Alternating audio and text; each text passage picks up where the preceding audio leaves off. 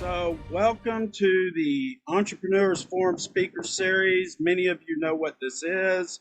It's a weekly destination for discussions with industry leaders, and Rick is definitely an industry leader. We hold this call every Thursday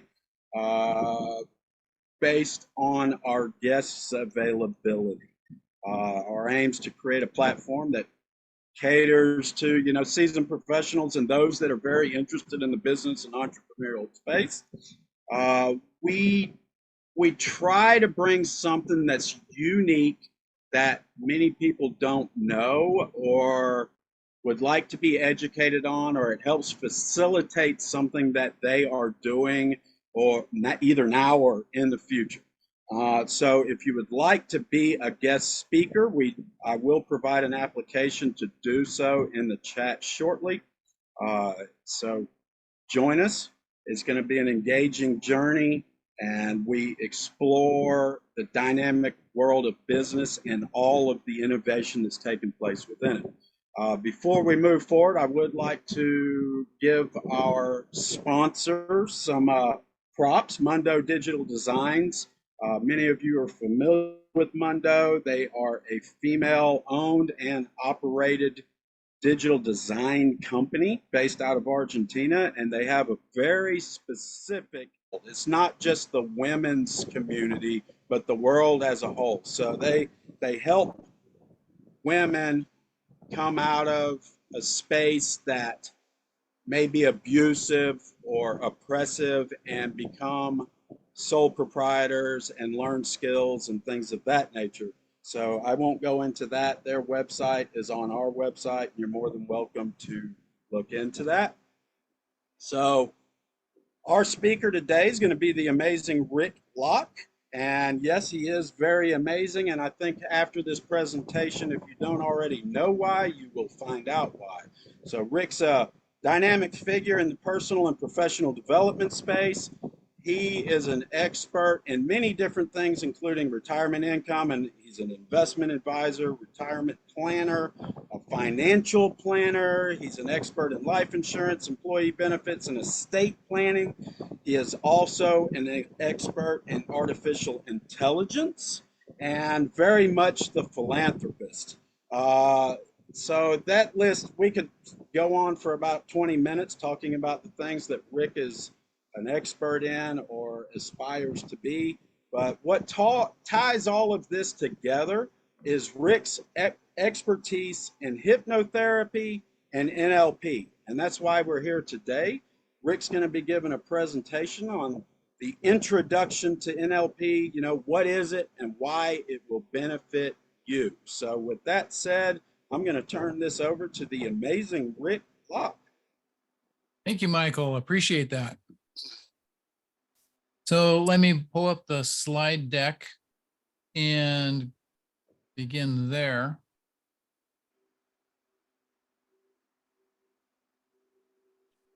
Yeah, that's actually a picture of me. You can tell I was pretty stressed out at that point in time. A little bit about my background. Serial entrepreneur. I used to be in the software development business, so working with software and applications is kind of old hat for me, easy peasy, so to speak.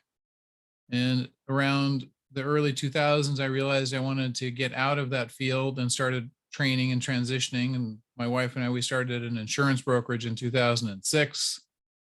2007, I became a licensed fiduciary. And then in 2012, we started our own investment company called Onesta Wealth Management.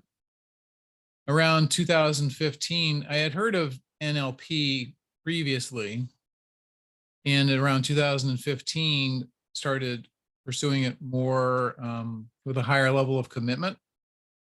And then in 2021, started a coaching company, and here we are in 2024, and we're now doing live trainings regarding NLP in a course that I'm calling NLP++.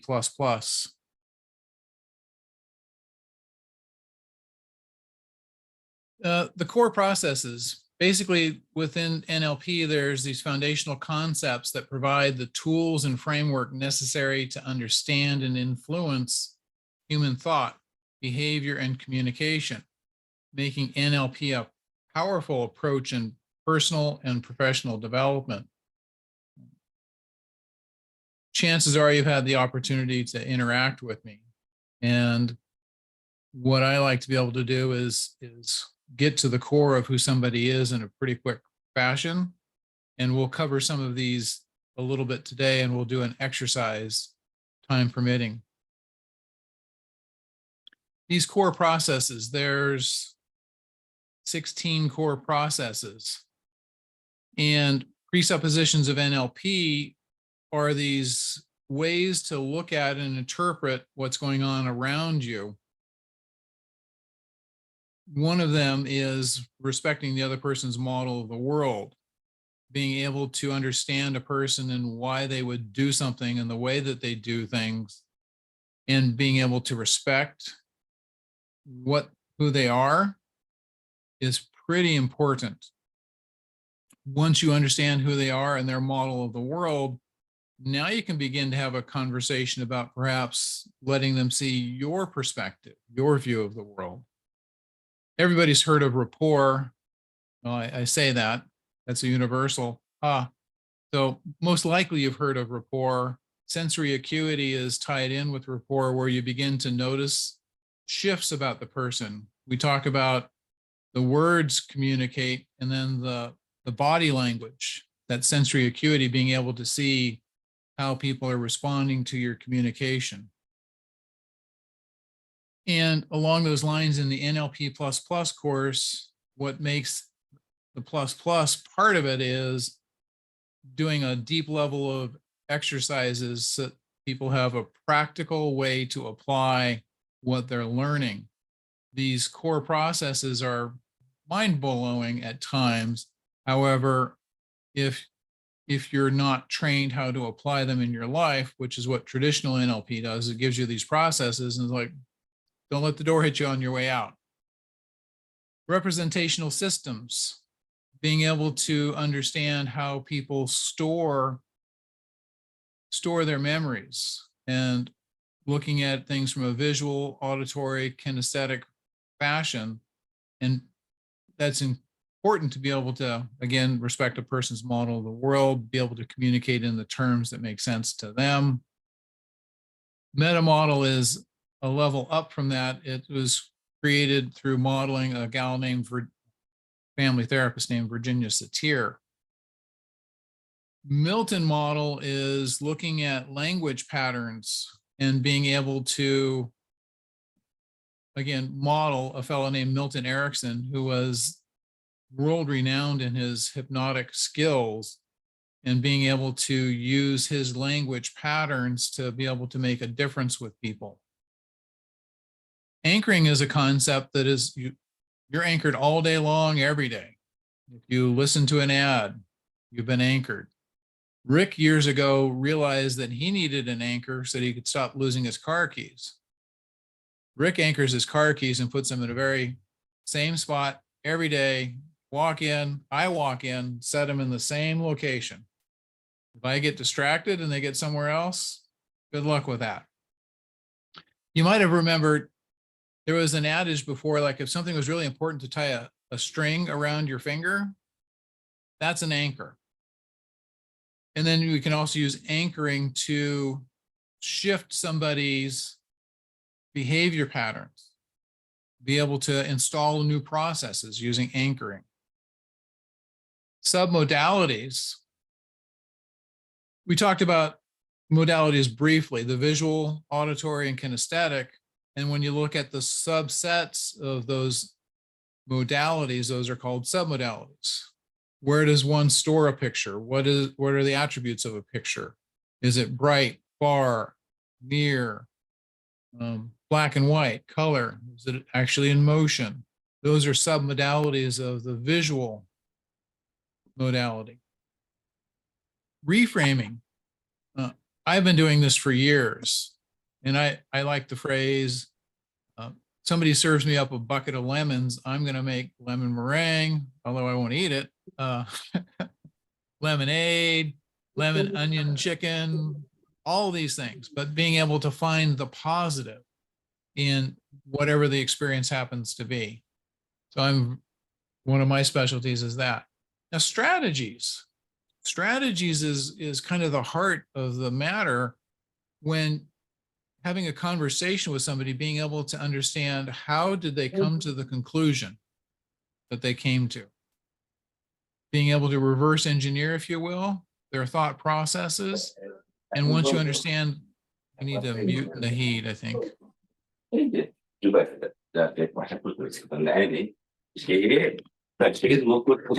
Would you mute yourself, sir?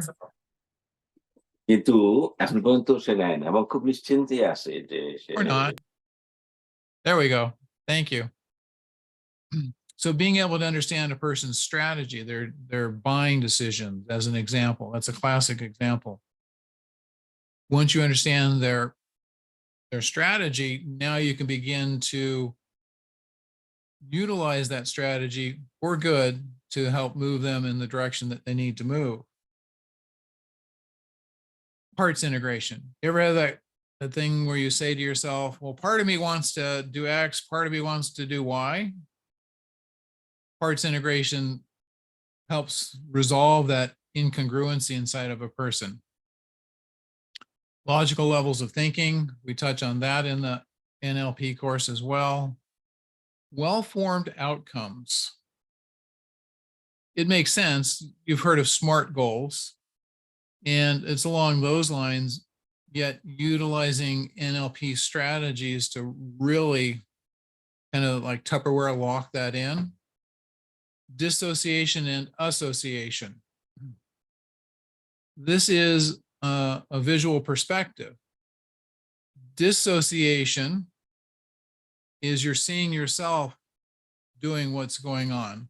And association is you're looking through your own eyes as you are processing. And then frames are tied into reframing. What perspective? Metaphor creation. The concept here is facts tell, stories sell. People won't remember the facts. If I tell you the statistics about any of this or the numbers associated with body language versus tonality versus the actual words you chose, boring. Yet if I create a metaphor, a story, you'll remember the story for a long time to come.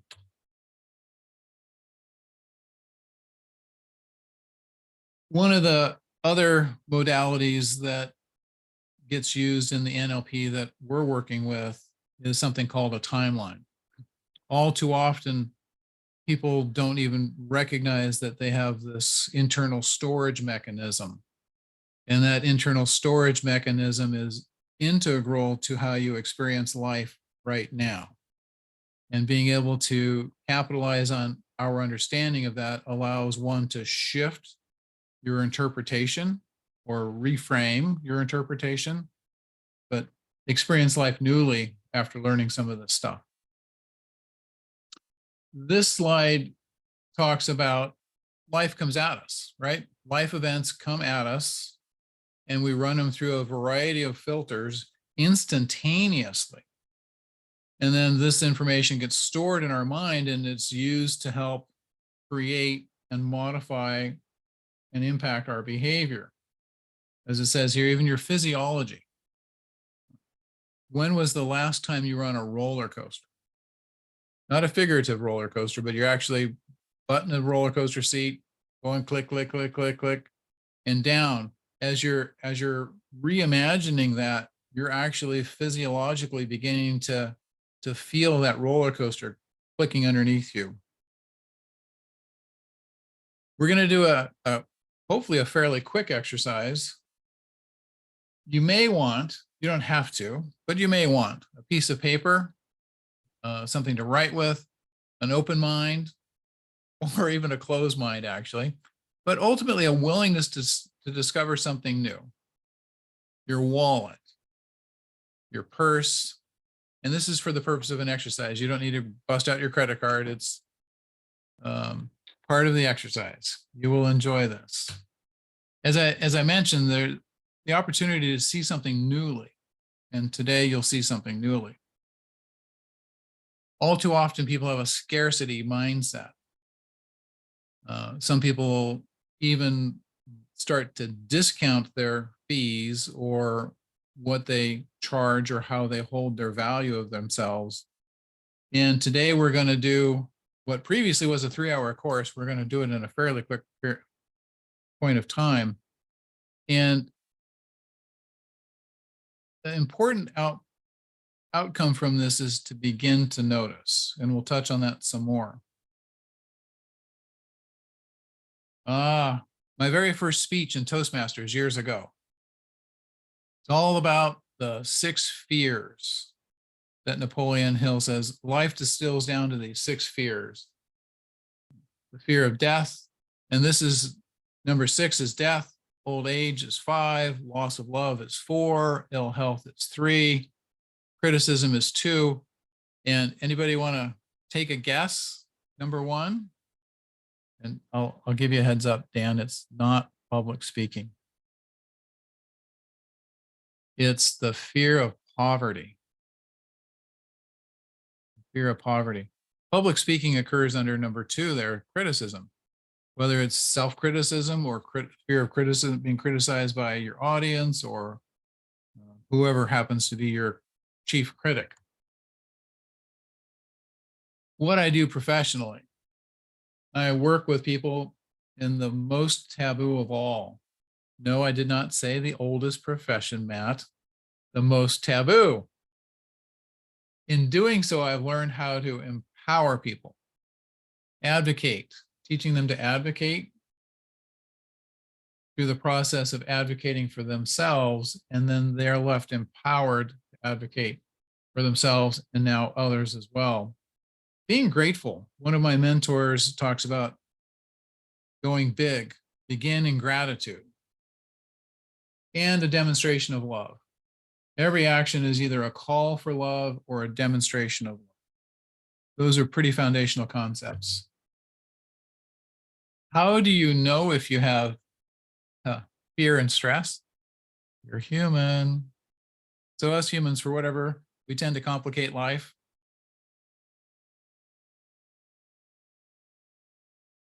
And where did you learn to be fearful or stressed? Again, that's a picture of yours truly. And clearly I'm modeling stress right there, right?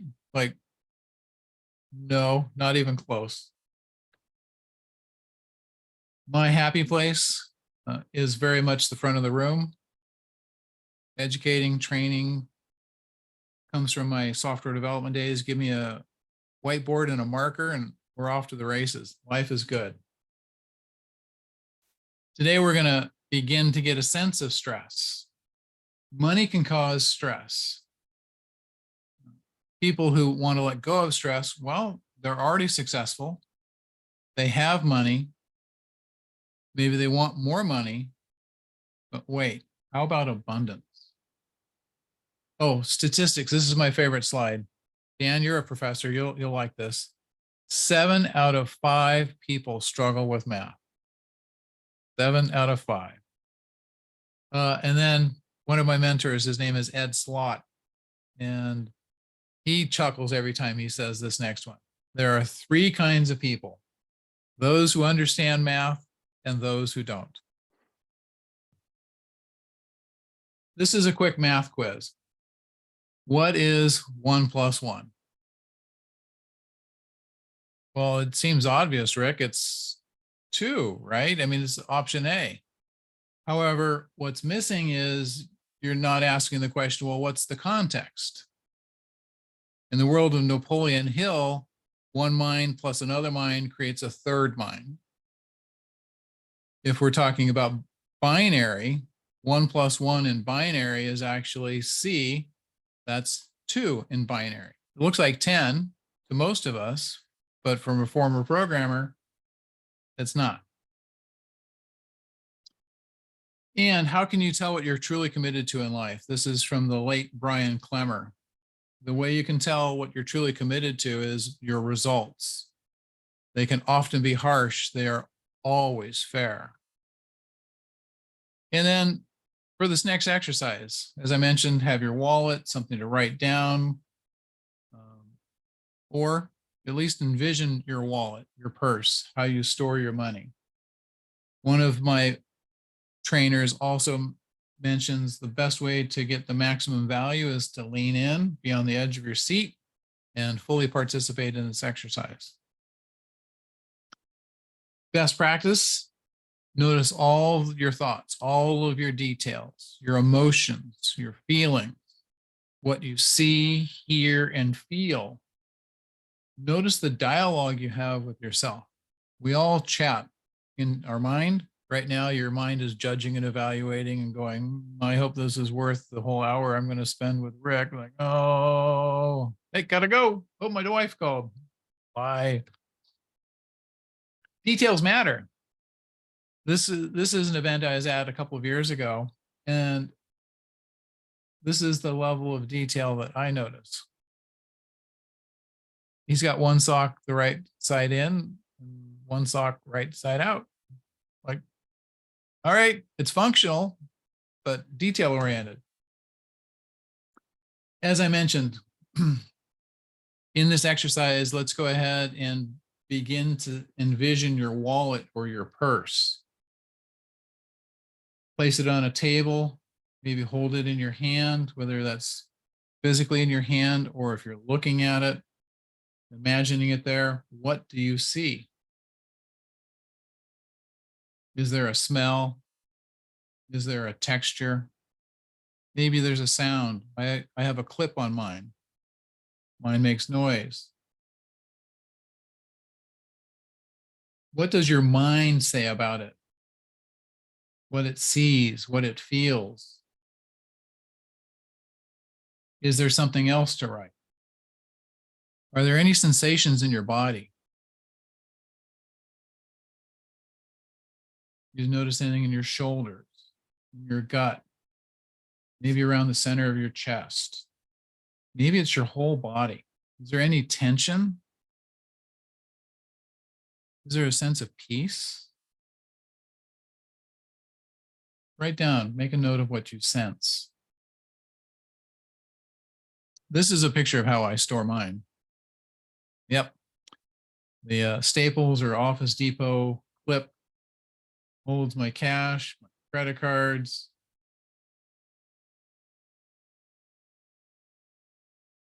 Listening to what your mind says, don't filter it, just whatever pops up. What is important about money to you?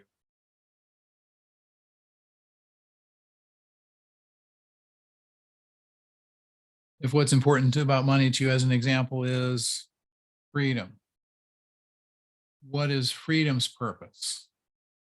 And begin a cascade, taking the answer to the first question and putting it into the second, from the second to the third, until you empty out. And as you're doing this, notice your thoughts, your feeling, any emotional response.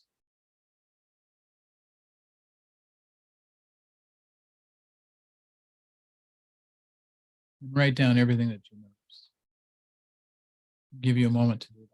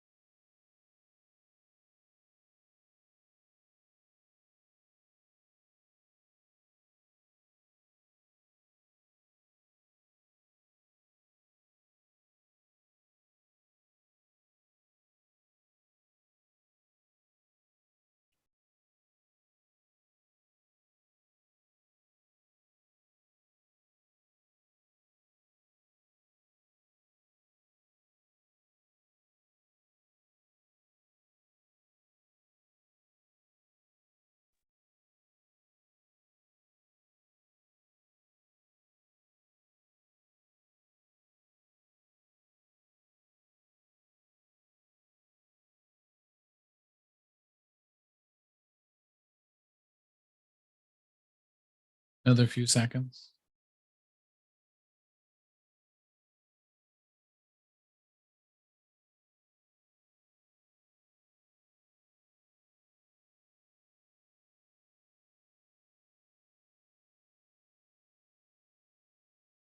And then as we begin to wrap that up,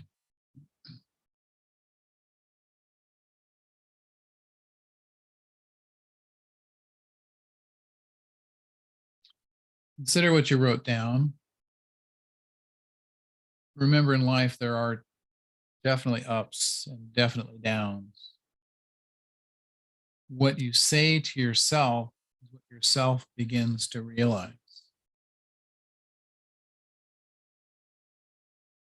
Where self is your unconscious mind, your self manifests, or dare we say, attracts.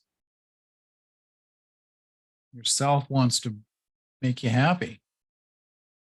So if your thoughts and your talk aren't empowering, your unconscious mind does not know that.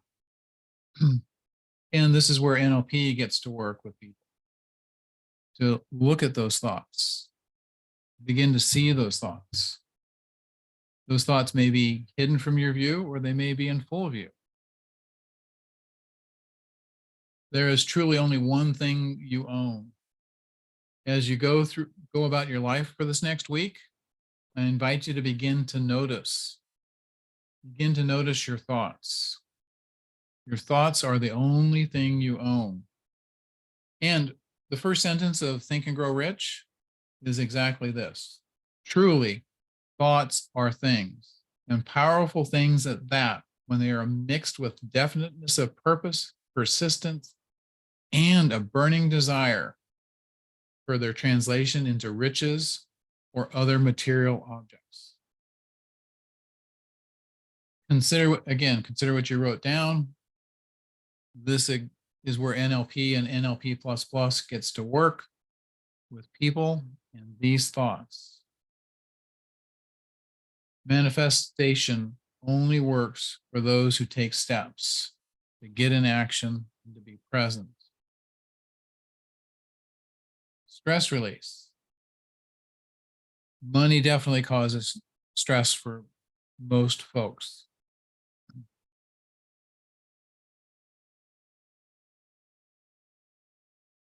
Anybody curious about reducing stress? At my debrief from doing the TEDx talk, I said boldly, stress is optional. How you respond to any situation is fully within your control. It may take some awareness, that beginning to notice, and then with some tools from NLP and NLP++, one can begin to reprogram that response. Next steps. Well, there's the NLP++ course, which is coming up in July. I do also offer one-on-one coaching and financial reviews, and being able to look at what people have and what their causes of stress may be. You can actually, if you want to have and Dan, you and I have talked a few times, not about this subject matter, but booking a call with me is pretty easy. I will put that link up in a little bit. I forgot to give Michael that link. Breakthrough sessions are a deep, deep dive into one's psyche, and to be able to begin to pull out of who you are and in your mind, what's going on. Auto-suggestion. One more thing. Auto-suggestion. Your thoughts are the only thing you own. And this, per Napoleon Hill, is the third step to riches. And as he's completing that chapter, he says, this may be the third step. However, it's the most important step, and you really need to revisit this step often. If you don't have Think and Grow Rich, I can email me and I'll go ahead and send you this excerpt from Auto-suggestion. When I was studying hypnosis and self-hypnosis, the word auto-suggestion popped up. And I'm like, wait a second. Self-hypnosis is auto-suggestion. That's important. that's perhaps the most important message for you to get this morning. Here's how to, excuse me. Here's how to stay in touch. And I'll put one more link up in a moment.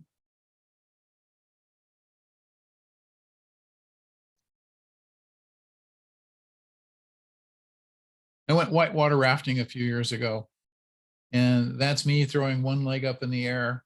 It's also considered an inexpensive way to get a sinus rinse, because that definitely was an unexpected benefit of falling in the water. And our tour guide was Gonzalo, and he's the guy behind my leg who's I had the presence of mind to like hand him my paddle, and the other hand was grabbing onto the rope along the side. Absolutely spectacular. And I'm back. So I got to imagine there may be a question or two that popped up.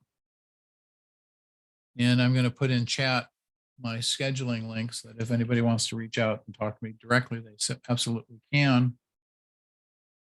And on training.lock.com, that link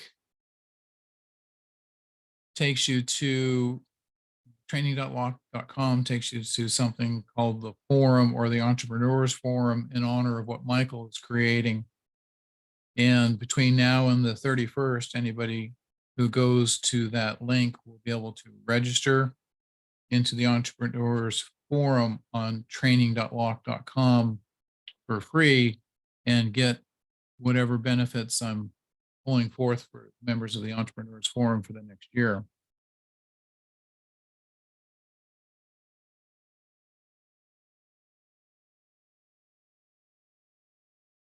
And I'm typing in my link for my calendar.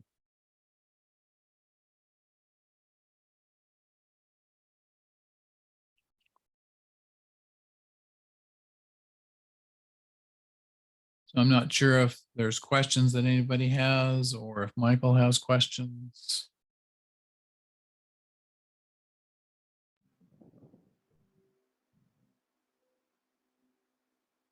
I just wanted to go back to the exercise about how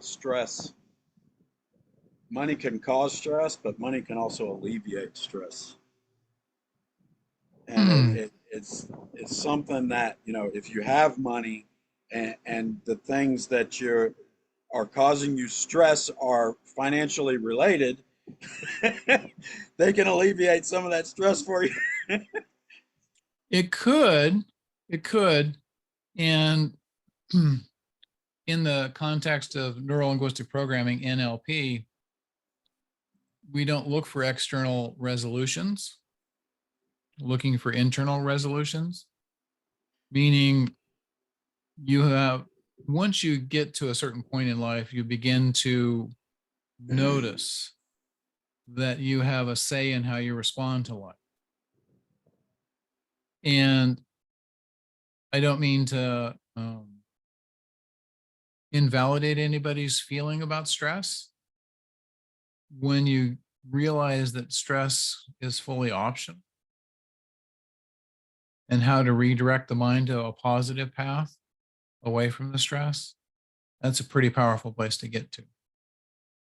And that's what NLP++ is bringing to the table, is some practical exercises, some practical application of the base NLP tools to be able to help mitigate and manage stress.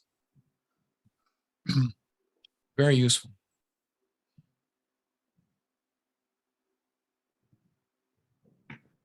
So Tanya has a question. Hi, Tanya. Hey, Rick. I have been reading more from Gay Hendricks and his Big Leap, and he talks about the upper limit problem. That being when things are going so well, we sabotage ourselves because it can't be that good all the time. And so is NLP a way that people could help dissolve or eliminate self-sabotage? Absolutely. That's the short answer. Good. And the first step in being able to make any form of a transformation is one, being willing. And once you have the willingness, now you're looking for solutions. You become aware of the problem, and then you begin to search for solutions. And with NLP, there's a variety of processes or tools that are taught that help kind of take those self-sabotaging mechanisms and reformulate them. I touched on strategies briefly. So when a person is self-sabotaging, they have a strategy. And being able to notice that you have a strategy, now you become present to what the world calls choice. And when it's in your blind spot, you're not aware of it. Now you've noticed it, and now you're looking at it right in the eye. You have choice. Do you want to continue to run that strategy, or would you like to build out a new strategy and implement that new strategy in your mind? Great question.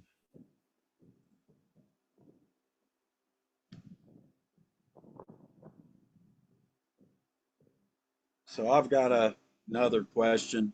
A lot of us either are speakers or aspire to be speakers, and some simple techniques that maybe we could use to be a better presenter or speaking in front of a class and being more confident. That's brilliant. With NLP, what I see is using some of the different processes. Again, notice what's going on. And when you notice it, we can begin to look for which process would be instrumental in removing that issue. And Dan, as a speaker coach, sees all kinds of cute little stageisms, the ums, the uhs. Toastmasters teaches one to begin to notice and become aware of those.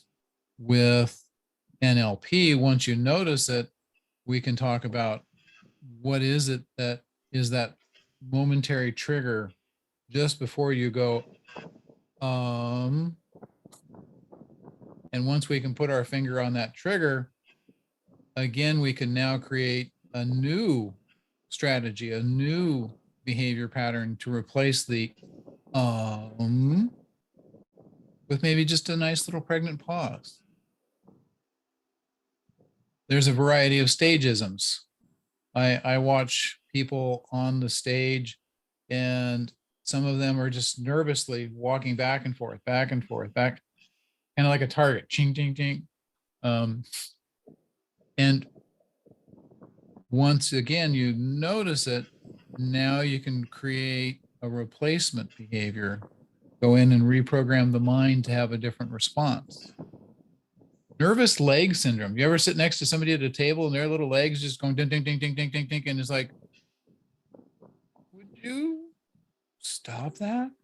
Or the person with the pen, click, click, click, click, click, click, click. Oh my goodness. That's an unconscious behavior. They're not even aware of it. Being able to use some of those strategies and techniques from Neuro Linguistic Programming, those behaviors can be remedied.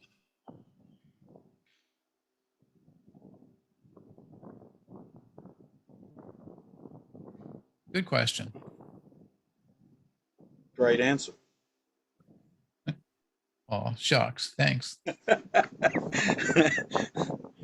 Yes, I tend to enjoy having fun with people. Very playful personality.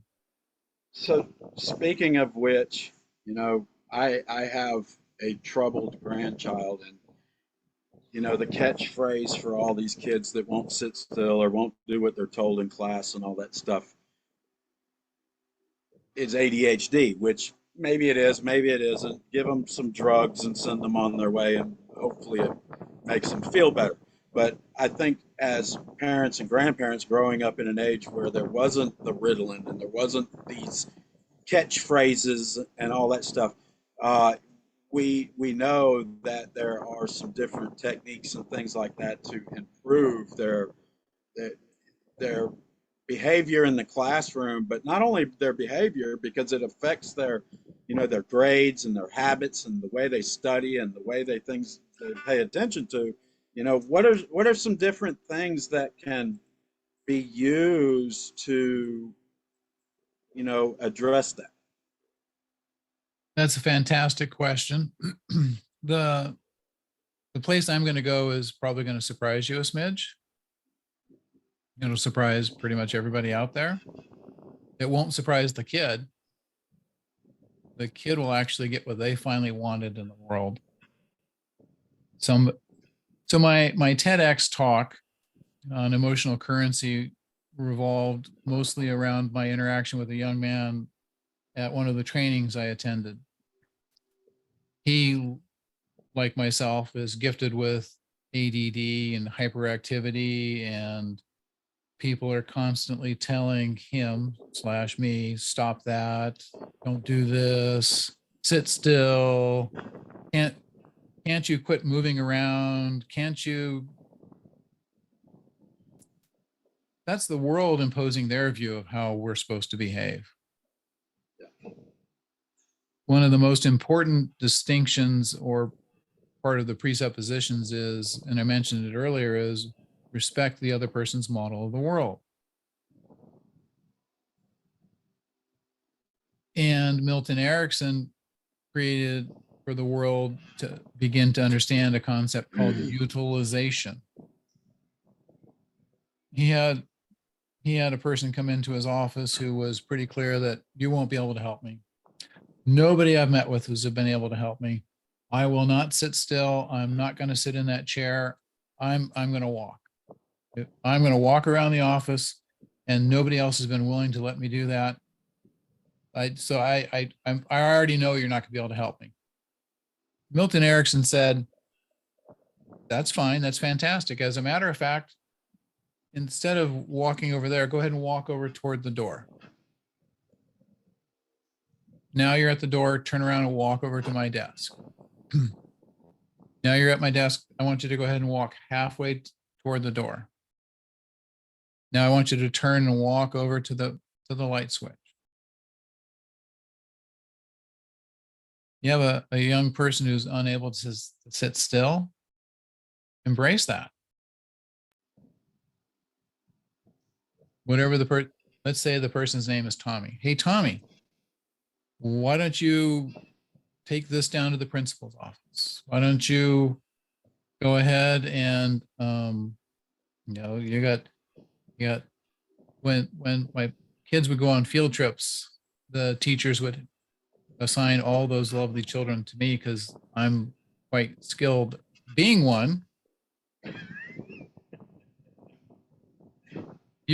So we were on field trips, and years later, this one boy comes up to me and he says, I never told anybody. I'm like, shit. Never told anybody. Yeah, we were at a park, and I took my little group of kids, and we went down a hill. Kind of being the bad uncle-ish. It's like, so later on, he's like, somewhere in there, perhaps I told him we shouldn't tell anybody. And that's just utilizing these kids' energy. Why sit still? Why channel them into something like that? We put my son into an amazing school where the teacher would capitalize on these kids. Why write in California, the kids get to write a paper about California missions? Boring. Okay. What are you passionate about? Oh, I'm into old cars. Write me a paper about old cars. When you get up in the morning, what do you like to do? I like to do whatever. Channel that. Kid likes to build with Legos. Write a paper about Legos. Just don't leave them where I step on them. Damn you. No, that's right. Right? So it's a great question. Embrace the youth the way they are. If you hold them to be a problem, you're now programming their unconscious mind that they are a problem. I have a question along that line, Rick. Yes. Another book that I'm writing is for dementia caregivers, because I'm a volunteer facilitator for a support group. And one of the things that I suggest is that they shake off the shoulds when it comes to caregiving, because Yes.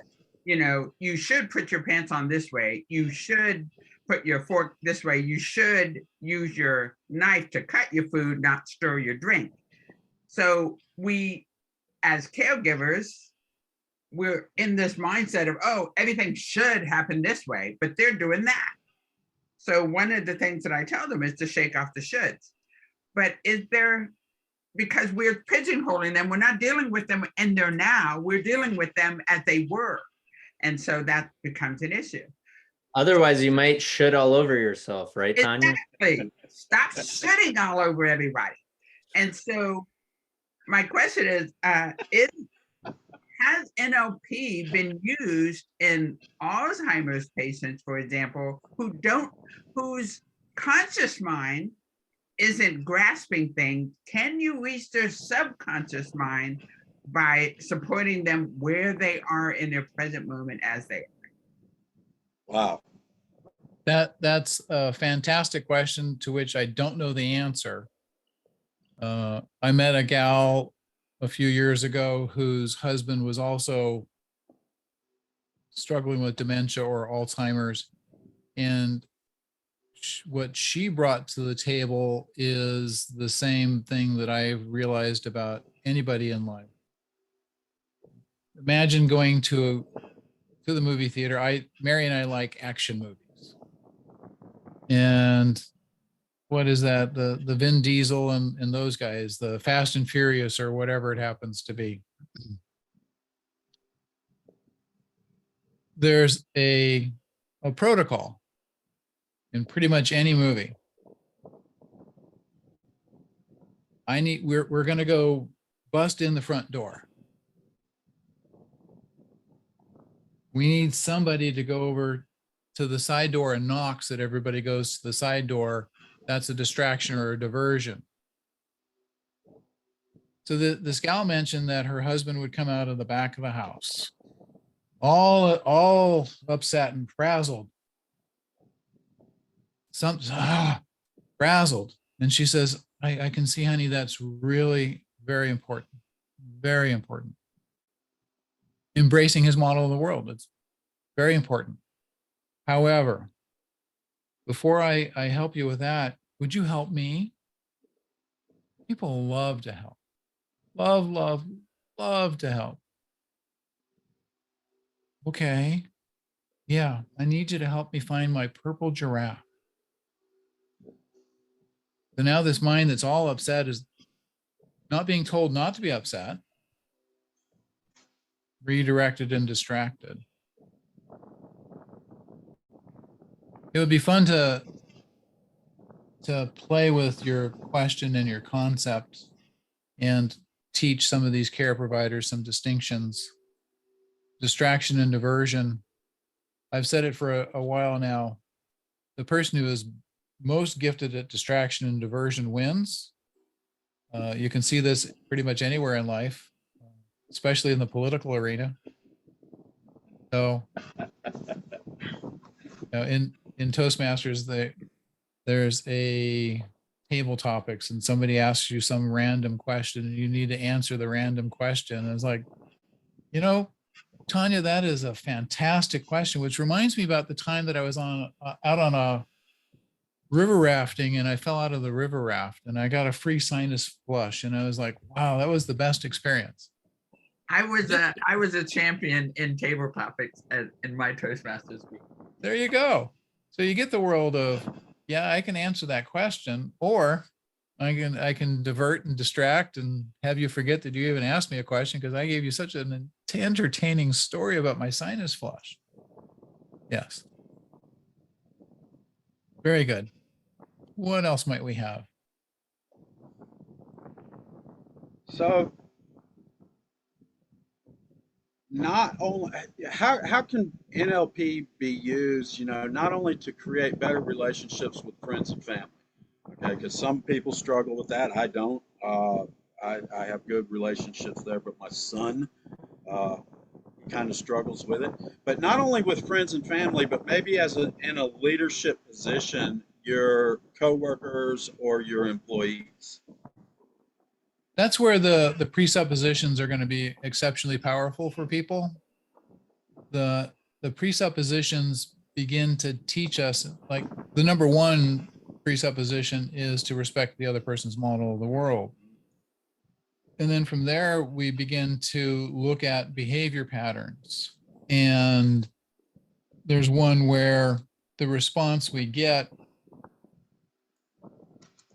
the meaning of our communication is the response we get. I say something like, honey, please pass me the ketchup, and I receive the mustard. So clearly my communication, I would use the word failed, which takes us to the next presupposition is there is no failure, there's only feedback. So I got mustard when I asked for ketchup. And in the world of Chat GPT, this is fantastic. It's like, oh, Chat GPT, I was actually looking for something red in color with a little label, and it sits upside down on a table, and it contains this processed tomatoes with vinegar and sugar and whatever else. Most of us call that ketchup, but some may call it catsup. And please pass that instead of the yellow container you gave me. Dear friend of mine, Chuki Okobi. Love Chuki. Yeah, same here. He and I were at a 3-week-long training together where we were assisting. And the second morning we're driving to the training, and he, for whatever reason, I don't remember, he mentions that he had learned through his professional football career and his college football career that his job was to find out and determine what is the lesson the coach is delivering. Regardless of how the coach delivers the message, his job was to pull it and then internalize it and process it and utilize it. It didn't pop into my mind until just now. Chuki, by the way, is also an NLP master practitioner and trainer. And what inspired me the most when I first met Chuki was he was telling me how he learned NLP. He was in college and struggling, and went to the bookstore and was looking for books and solutions, and came across a book about Neuro Linguistic Programming. And he was reading that book, and it was gobbledygook or whatever his language was for that. And he was getting frustrated. And he set the book down and he walked away. And he realized, no. And he went back and he picked up that book, and he taught himself Neuro Linguistic Programming from that book. It forever altered his trajectory in life and the trajectory of every person Chuki comes across. Same for me. The amazing Rick. There's a lot of stories about how that came to be, but from the emotional currency conversation at TEDx, it's to teach people to embrace their amazing. Embrace your amazing. in every interaction. I say every, because there's going to be one or two in there that didn't go as well as I would like. There's some feedback, right? Feedback opportunities. For the most part, anybody who interacts with me is left feeling elevated and empowered. So a lot of that's available in NLP++. You're muted or something. So you bring up NLP++. What is it? Where is it? When is it? How do people register? So great question. NLP++. NLP is fantastic all by itself. However, all too often people exit an NLP training having learned some strategies, but not necessarily being able to apply them. And NLP++, I'm looking to solve that problem where every person who walks out of that course will have practical applications for the tools that they've learned. These presuppositions of NLP, there will be a variety of exercises to really install that in one's way of thinking. The course is going to be held here in person in Sacramento, California, July, it's a 5-day course, July 24th. So that's a Wednesday through 1 month from today. 2 months. 1 month. Oh yeah, you're correct. I'm in the I'm like, future. oh my goodness. Yeah. So 5-day course, boots on the ground, butts in the seats. That's the best way to receive the training. We're also looking to be able to offer a virtual component to that, so long as we have 10 or more people registered on the virtual side.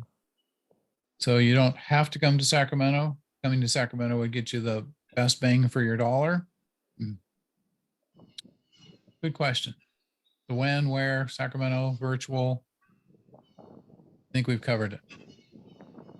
Excellent. And I'm sure you have a website. Is that found in this? Oh yeah. So NLP, the word and the letters NLP, and then the word plus and the word plus. So NLP++.com. Excellent. And then the last part. Any more questions? No one? Matt, you understood all that?